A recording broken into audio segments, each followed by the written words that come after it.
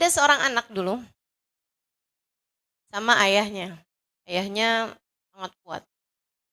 Dia bilang sama anaknya, "Nak, kamu anak kecil, umur 5 tahunan, sangat lemah badannya." Ayahnya bilang, "Nak, gimana kalau ayah memintamu naik ke atas, manjat? Saya nggak bakalan bisa ya. Coba kamu pakai semua kekuatan kamu." Akhirnya anaknya mulai jalan, mulai lari. Gak kuat, berapa langkah udah kecapean.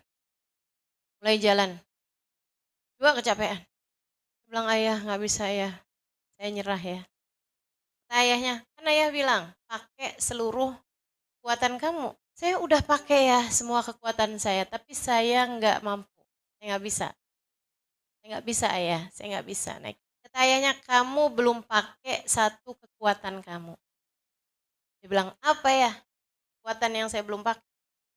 Kamu belum meminta kepada ayah untuk menggendongmu. Teman-teman saudaraku sekalian, anak ini selalu berpikir bahwa yang namanya kekuatan dia adalah kekuatan badan dia, kekuatan pikiran dia, kekuatan dia gitu. Tidak berpikir bahwa salah satu dari kekuatan yang dia punya adalah minta tolong kepada ayahnya untuk membawanya ke sana.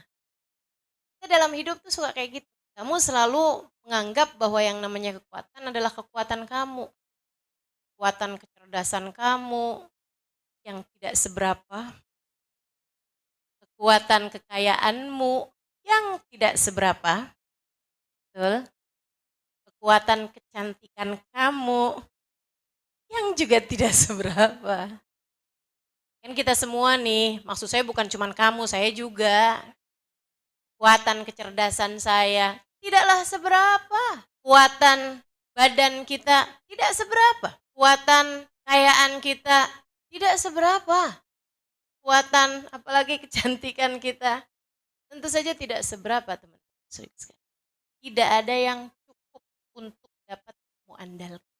Akan tetapi kita punya kekuatan lain yang seharusnya membuat kita tidak akan pernah menyerah dalam segala keadaan apapun, yaitu kekuatan Sang Pengendali yang telah memperkenankan kepada kita untuk kita meminta tolong padanya. Dia mengatakan, ud'uni astajib, berdoalah, mintalah, niscaya akan aku beri. Panggillah namaku, niscaya aku akan menjawab panggilanmu. Kata Allah, fadhkuruni adhkurkum. Panggil namaku, aku akan panggil namamu. Akan tetapi kita nih dalam kehidupan, kenapa kita gampang nyerah? Karena kita lebih memilih jalan yang lain. Nasullah fa'ansahum dzikra anfusihim. Mereka lupa kepada Allah, kata Allah dalam ayat yang lain, Allah pun melupakan mereka. Itu kita yang lebih sering memilih melupakan Allah sebagai sumber kekuatan kita. Karenanya kita jadi gampang nyerah. Kita ngandelinnya kekuatan kita ngandelinnya pikiran kita ngandelinnya cantikan kita misalnya. Ah, suami saya nggak bakalan kemana-mana. Siapa yang bisa dapetin cewek lebih cantik daripada saya? Kata suaminya, ya banyak. Masya Allah. Akhirnya kan kalau kamu yang kamu andelin kecantikan, kamu hanya akan bertemu dengan kegagalan. Kalau yang kamu andelin kekuatan kamu hanya akan bertemu dengan kekecewaan. Kalau yang kamu andalkan akal pikiran kamu, gak ada artinya apa-apa teman-teman saudara sekalian. Apalagi jika kamu mengandalkan yang lain-lainnya. Kekayaan kamu misalnya, tenang aja, semua bisa dibeli. Teman-teman saya bilangin ya, kamu dengan uangmu bisa beli rumah, tidak bisa membeli kenyamanan dan kebahagiaan dalam rumah. Betul? Kamu dengan uangmu bisa beli kasur paling empuk sekalipun. Yang kamu kalau tidur di situ tenggelam. Dari empuknya ya. Nggak kelihatan gitu. Mana dia nih mama? Nyata di dalam kasur. Teman-teman sekalian, tapi kamu nggak bakalan bisa beli tidur. Kasurnya bisa kamu beli. Tidurnya emang bisa gitu kamu beli? Orang beli jual kasur mahal-mahal gitu. Saya tanyain, ini bisa nggak nih? Kalau tidur di sini pasti mimpi baik. Pasti mimpi indah, nggak bisa gitu. Nggak bisa beli tidur apalagi beli mimpi indah. Maka teman-teman sekalian, uangmu yang kamu punya mungkin bisa beli obat-obatan, bisa bayar dokter paling mahal. Tapi apakah bisa beli kesehatan? Enggak. Berapapun uang yang kamu punya, tidak akan bisa menghalangi satu ubanmu yang mau tumbuh. Kamu nggak bisa ngaca terus bilang, belit kepala, duit saya miliaran loh. Jangan sampai tumbuh uban ya. Nggak bisa teman-teman. Nggak ada yang bisa. Kita halang-halangin untuk bisa mendapatkan apa yang kita mau gitu. Nggak ada yang bisa membuat kita melakukan apa yang kita. Karena semua kekuatan tidak ada pada uang. Semua kekuatan, sumber kekuatan bukan terdapat pada pemikiran, bukan terdapat maksudnya akal gitu ya. Bukan terdapat pada kekuatan badan, kekuatan akal, apalagi kekuatan uang, kekuatan kecantikan. Nggak ada artinya apa-apa. Sebab sumber kekuatan itu hanya satu. Pemberi kekuatan hanya satu. Sebab pemilik kekuatan hanya satu. Namanya Allah. Maka kamu nggak akan merasa perlu menyerah selagi kamu bersama dengan sang pemilik kuat. Kamu hanya perlu meminta. Bagaimana anak tadi nih? Salah satu kekuatannya adalah untuk meminta. Ya, tolong saya, bawa saya naik. Kan begitu? Kita dalam hidup juga seperti itu. Kamu tidak akan mungkin mampu mengendalikan hati anak-anakmu.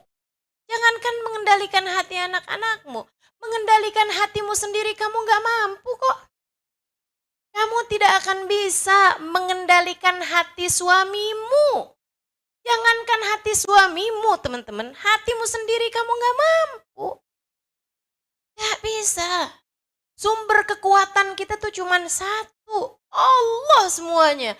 Yang sudah mengatakan, Illa billahil aliyyil azim. War-Razzaq dzul quwwatil matin, kata Allah. La haula wala quwata illa billahil aliyil. Tidak ada kekuatan untuk mendatangkan kebaikan, tidak ada kekuatan untuk menghindarkanmu dari keburukan kecuali semuanya dari Allah Subhanahu wa taala. War-Razzaq, ialah sang pemberi. Dzul quwwatil matin, ialah sang pemilik kekuatan yang sejati. Karenanya tidak ada yang pantas buat yang lemah selain untuk berkata wa ufawwidu amri ilallah innallaha basirun bil ibad, dan aku serahkan segala urusanku kepada Allah sebab dialah yang maha mengetahui segala urusan hamba-hambanya. Tidak ada yang pantas bagi kita selain kita mengatakan bismillah amantu billah tawakkaltu 'ala Allah la haula wala quwata illa billahil aliyyil azim.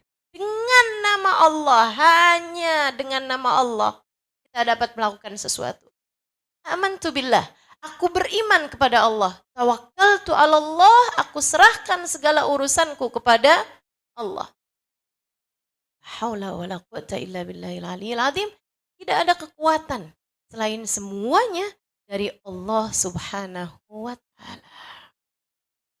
Teman-teman, jadi kamu gak akan pernah perlu merasa menyerah selagi kamu tahu bahwasanya sang pemberi kekuatan senantiasa bersama dengan.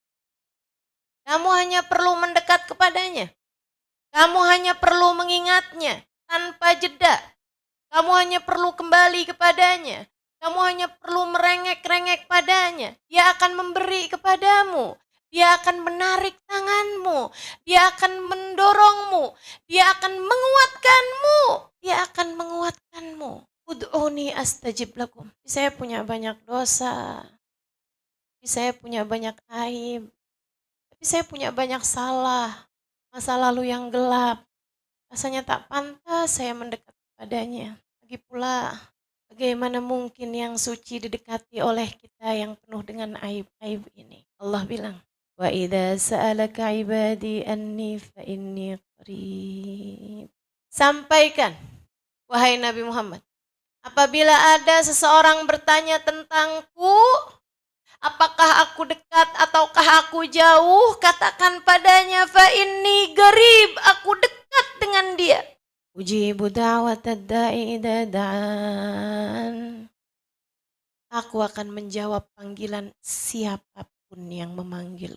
Allah, indah benar.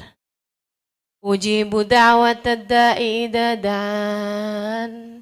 Aku akan menjawab panggilan siapapun yang memanggilku. Kita nih kalau misalnya mau ngundang gubernur, mau ngundang presiden misalnya, belum tentu dia mau datang. Betul nggak? Ustazah gimana ya? Saya ini mau kawinan, pengen ngundang Pak Jokowi jadi saksi pernikahan saya. Gimana menurut Ustazah? Saya liatin dulu. Nggak kayaknya. Kenapa gitu Ustazah? Kamu bukan Aurel. Teman-teman saya sekalian, mau ngundang orang di dunia gini aja, bukan mudah loh. Segitunya sang pemilik dunia, sang pemilik akhirat, penciptamu teman-teman suriku sekalian, pengendali semuanya, pemilik segalanya, berkata kepadamu, ujibu da'watad da'i idza da'an. Aku akan menjawab panggilan siapapun yang memanggilku. Ya Allah. Falyastajibuli. Ini deh. Maka hendaklah mereka memanggil namaku. Fa idza salaka ibadi anni fa inni qarib. Ujibu da'watad da'i idza da'ani falyastajibuli. Mana tuh ayatnya? Wal yu'minu bi la'allakum tersyudun. La'allakum tersyudun. Maka panggillah aku, mintalah ijabah padaku, berimanlah kepadaku, tetaplah percaya padaku. Jangan pernah putus asa. La'allakum tersyudun, kalian pasti akan mendapatkan petunjuk. Nikmat luar biasa. Ya Allah subhanahu wa ta'ala. Teman-teman saudaraku sekalian yang saya muliakan, makanya sebenarnya hamba-hamba Allah subhanahu wa ta'ala, jika mereka memang menghadirkan Allah dalam hatinya, tidak akan pernah menyerah. Bagaimana mungkin menyerah jika sang pemiliknya akhirat bersama dengannya? Menyerah dari apa? Jika selama ini pemilik kekuatan semuanya bersama dengannya. Kamu hanya perlu meminta, kamu hanya perlu berdoa, kamu hanya perlu merengek, kamu hanya perlu merintih-rintih kepadanya.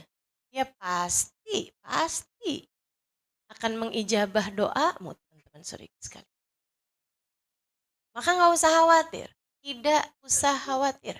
Tidak ada hal yang seharusnya perlu membuatmu untuk sebab dia selalu bersama.